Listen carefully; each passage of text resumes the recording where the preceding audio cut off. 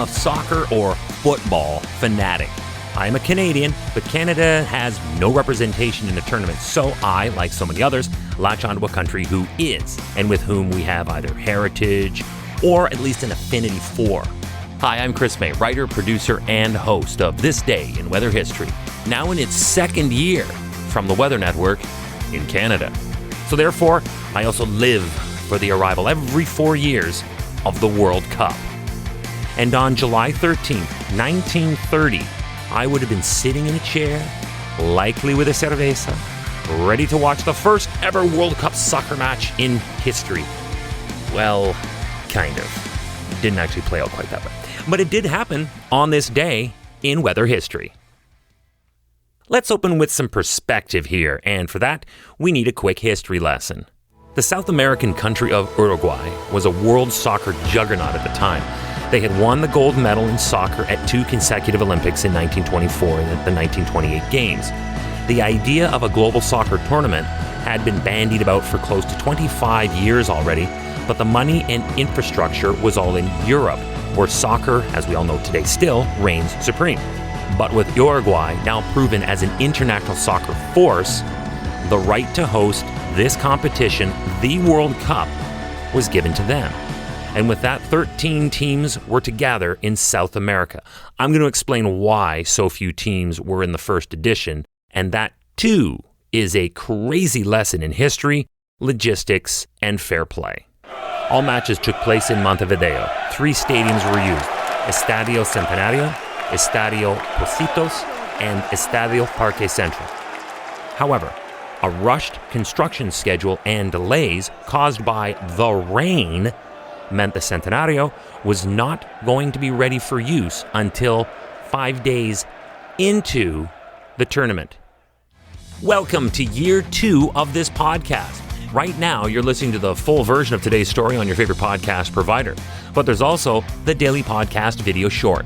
They're shot right here in my podcast recording studio, so you get that perspective, but oftentimes they will include visuals from that day's event from when it happened in weather history. So after listening to the full story, go check out the podcast video short on television or online anytime at theweathernetwork.com/weather history. So this is part 1 of the weather impact on a major moment in world sporting history. Here we are building what would go on to be known as a football cathedral, and weather prevents it not only from being the site of any opening ceremony, but it can't even be used for the first 5 days of this international tournament, sending scheduling and logistics likely into a tempest. Then there was the moment of truth, the first goal ever scored in World Cup history. And the weather stole that headline too. With the tournament now down a major 90,000-seat stadium and with an uneven playing field of only 13 teams in the inaugural tournament, they were forced to open with 2 matches on the same opening day of the first World Cup ever played. And on that day, France forward Lucien Laurent scored the first goal in World Cup history in the 19th minute of one of the 2 openers against Mexico. Of the wee little gathering of barely 5,000 spectators on hand to witness that historical moment in sporting history, they cared more about the fact that it was snowing that day through the entire game. It was freezing. So now, if I may, here is why only 13 teams showed up. After the 25-year dream of a World Cup of football, the tournament did not go to a European country that was actually in the summer and whose travel logistics were far easier given the close proximity of the borders. So this, to say the least, did not sit well with Europe. As a result, the other 4 countries bidding to host the inaugural competition, that was Italy, the Netherlands, Spain, and Sweden, immediately backed out. At that moment, they should have instituted the fair play campaign that we have today, but that was a different story. Soon after, Austria, Hungary, Germany, Switzerland, and Czechoslovakia all took a pass. Belgium, Romania, Yugoslavia, and France originally said yes, and then most of them backed out. France, of course, played.